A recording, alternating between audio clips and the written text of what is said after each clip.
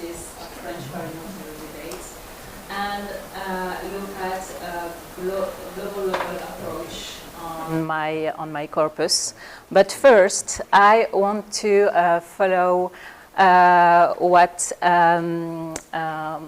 Michaela told previously about opening the data. So we have at the Aston Institute for Forensic Linguistics a forensic linguistic data bank. So if you would like to download your data set on it, so please get in touch with directly online, or with Lucia or Martin, who are here in person. So back to my presentation. I will give a quick overview of the context, why I'm interested in French parliamentary debates, and especially parliamentary debates around fake news in France. I will give also a description of the corpus, my research questions.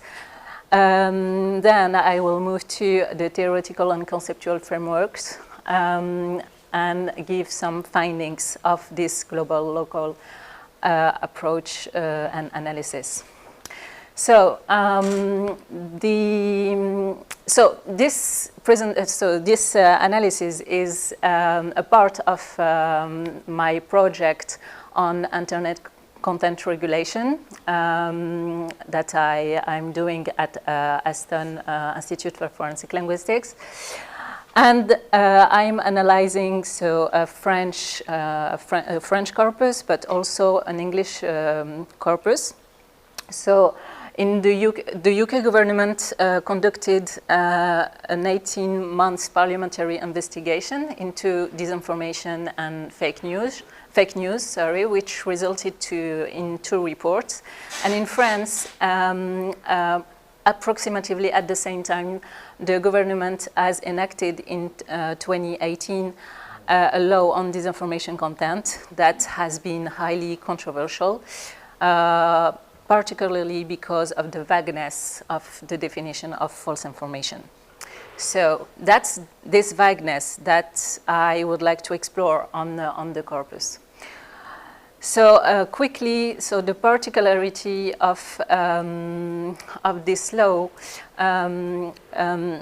is concerned the context in which it has been proposed. During the campaign of Emmanuel Macron, who has been targeted by rumors in social media. And 6 months after his election, he announced this law. So there has been many modification of provisions on this law, and this law aims to be applicable during the 3 months. The 3 months preceding legislative, senatorial, European, and presidential election. So the law will oblige the platforms to make public the identity of the advertisers of fake, false news during election campaigns and limit the amount spent on such content. And in case of fake or false news, it referred the matter to the judge through an urgent procedure, allowing, if necessary, to delete the content, to deference the website, to close user accounts, and to block the access to the website. So the controversy around this law was, as I mentioned before, the vagueness of the notion of false information that generates a fear for freedom of expression. And also this law, because of that, has been rejected by the Senate. So quickly, here a map of the legislative process of this disinformation bill. So from March to September 2018, it has been, there have been 6 months approximately between the introduction of the bill and its enactment. And my corpus consists of the first reading of the bill. So it contains 170,000 occurrences and 7 debates and hearing sessions. So the research questions are the following: how law and regulation concepts are discussed in a double context of power relationship between the majority and opposition in one hand, and the platforms and governments on the other hand. What are the issues of the new legal procedures?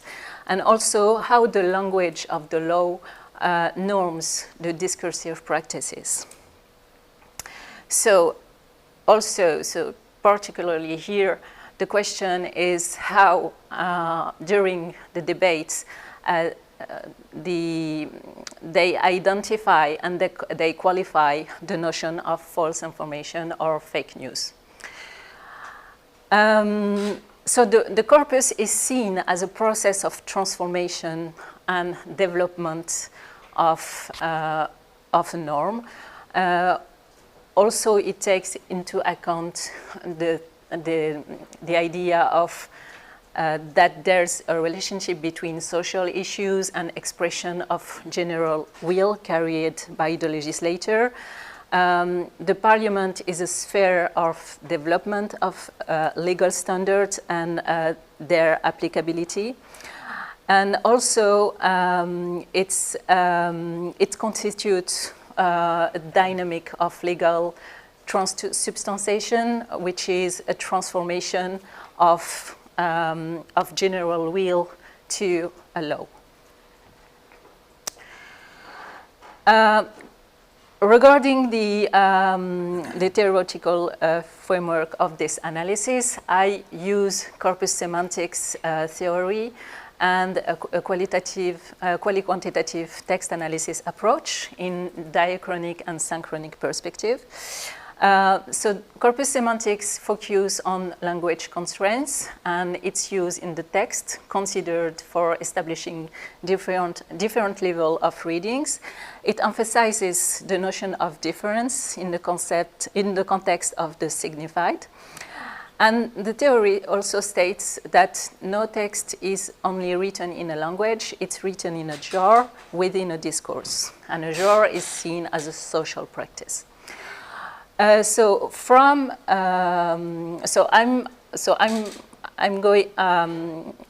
starting from a global thematic approach of this corpus toward a targeted differential approach by using a tool called Iramutech and Lexico-free.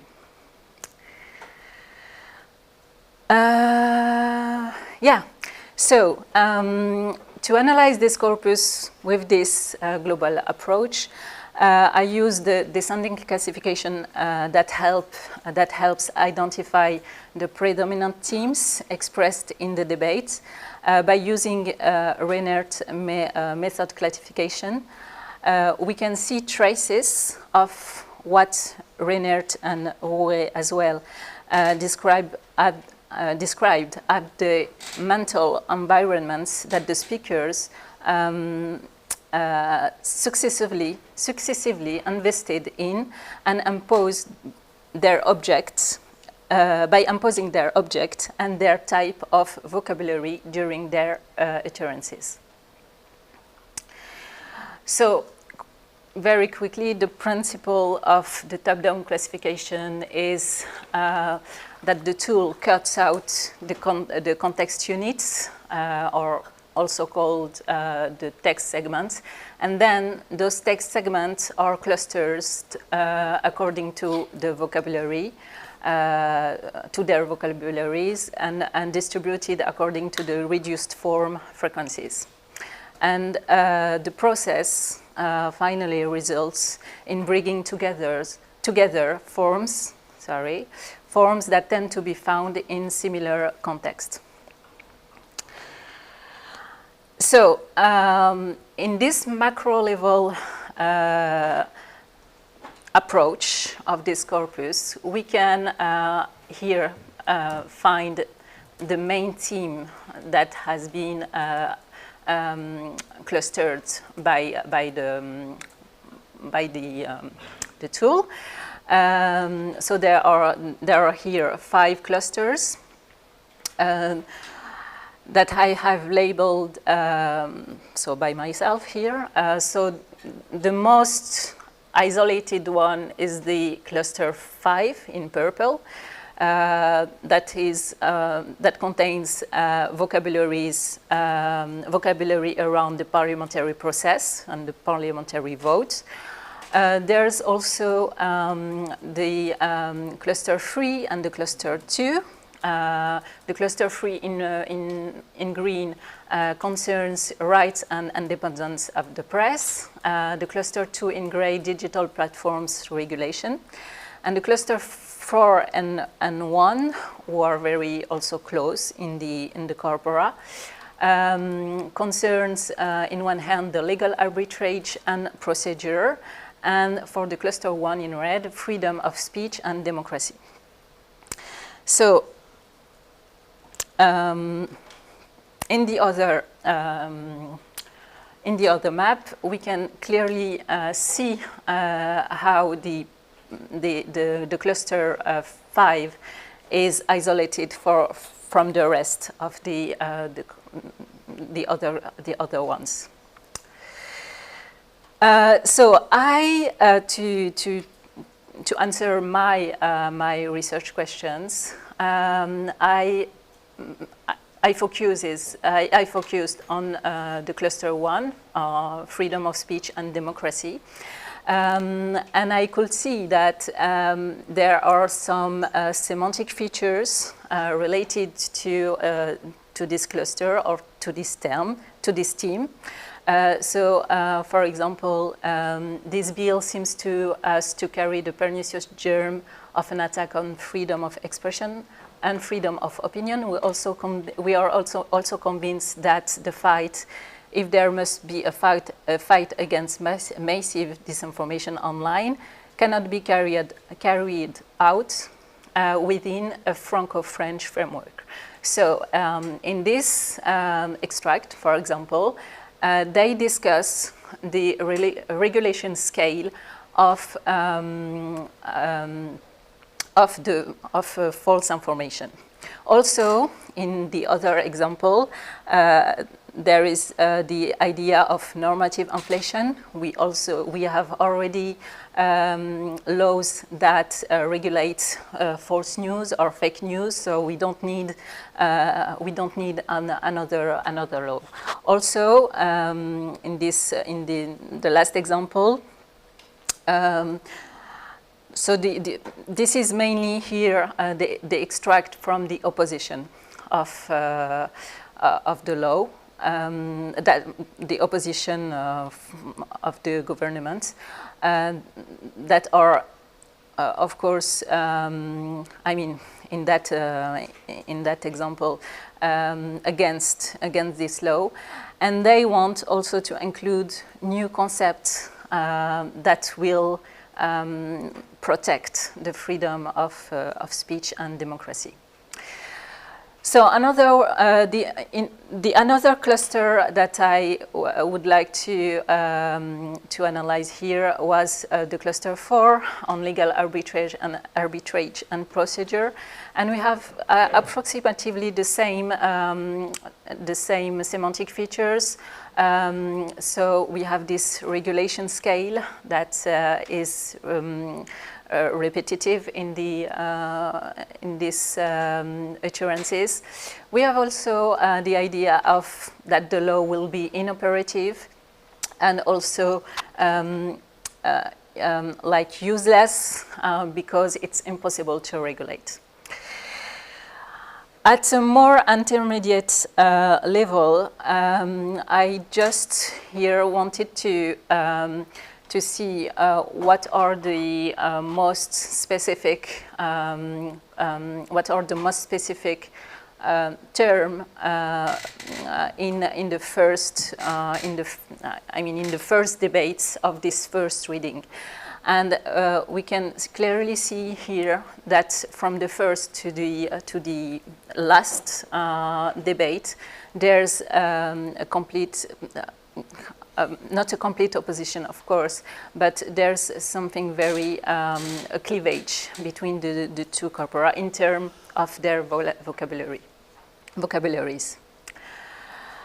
In the macro level, I used an annotation protocol that take into account the date, the type of text, the speakers, and the political party.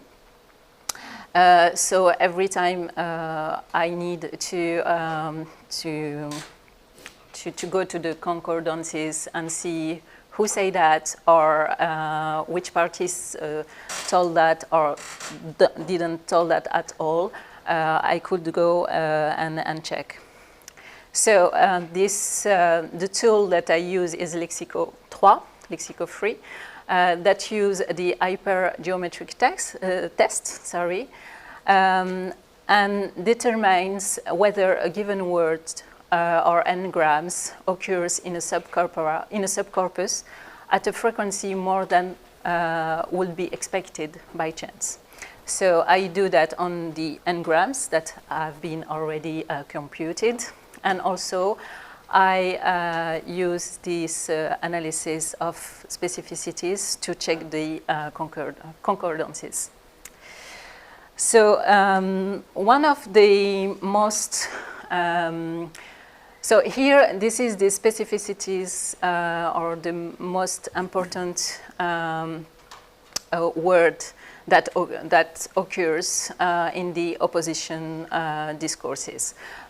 So we have the terms like liberté, freedom, mean, the freedom, truth, appeals of false information, influence, likely, and so on. On the other side, I also checked the specificities of the majority, so what is the most important word in the discourse of the majority. And I could see that I found that there's the words platforms, false information, information, cooperation, content, ballot, false in plural. So the plural and the singular in the plural, here is very important because in the discourse of the majority, they only use, I would say, most of the time they use fausse information in the plural. But in the discourse of the opposition, they use fausse information in singular. Because if we go to the concordance, we can see that a piece of false information, I have translated une fausse information by a piece of false information. So if we go to this to the co-occurrences of piece of false information, it's always associated to we need more clarification, or it's very vague, or there is always this idea of this is too vague to understand what is a false information. It's broad and so on. We have that most of the time.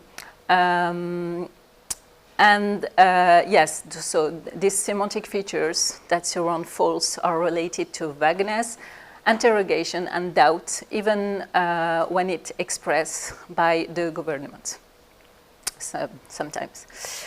So, and for false information in the plural, it's most of the time so used by La République En Marche, which is a majority, And it seems like it's something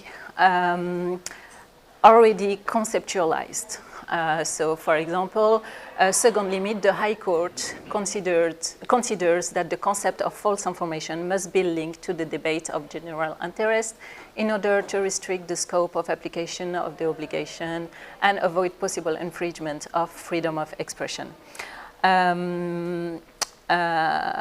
How can a judge qualify information in 48 hours, especially when during an election period, false information such as a certain candidate has an account in Switzerland are disseminated, and so on. I will go very quickly because I think the time is almost done. And I have so many things to say, but I wouldn't have the time. Yeah, so the idea is that the semantic features are related to false information, so false information in plural, are positive, ambition, protection, possibility, and responsibility. This is something already embedded in a discourse, that aim to be clear and ambitious. So, conclusive remarks. I have so many conclusions, but I won't have time. So, false information in the discourse is poorly defined and not conceptualized. There is a semantic of doubt and emptiness. And false information in plural, in the level of expression seems already conceptualized. We have the repeated segment, the n-gram, lutte contre les fausses informations, fight against false information, that appears very often, but not clearly defined in the discourse of the political groups that support the law. And I don't have time to all of that, so thank you very much.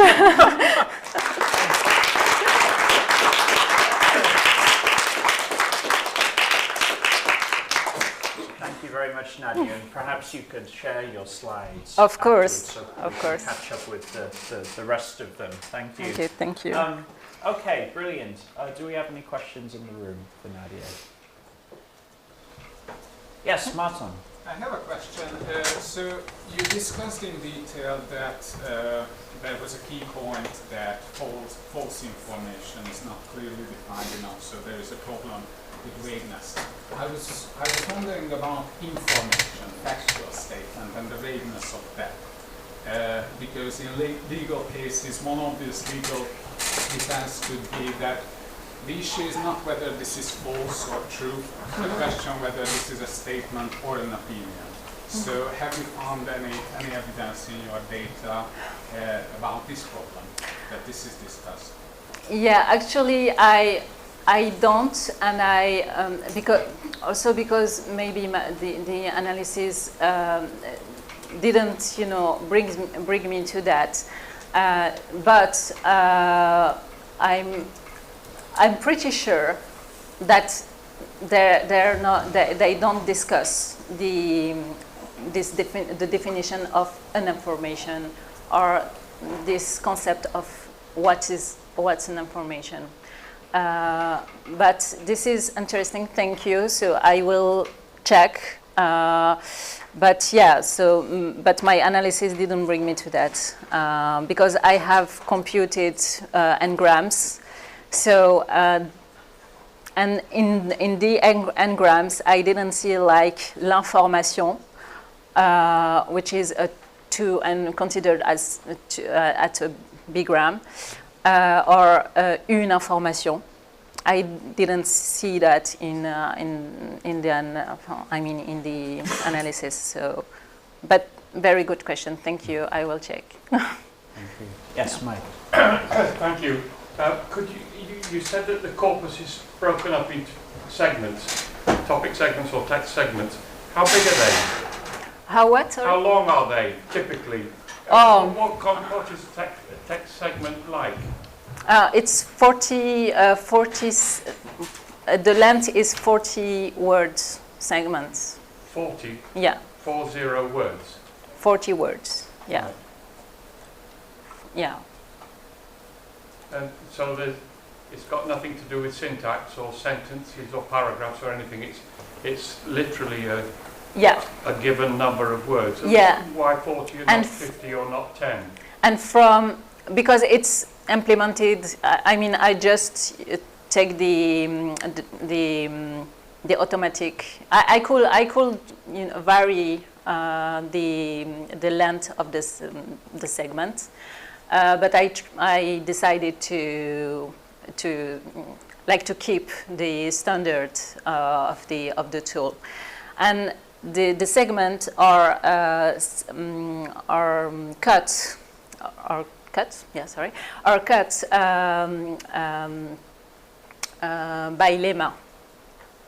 It's lemmatized first, and then it's cut. Thank you. Okay, thank you very much. We will move on now, so thank you very much, Nadia, once again. Thank you.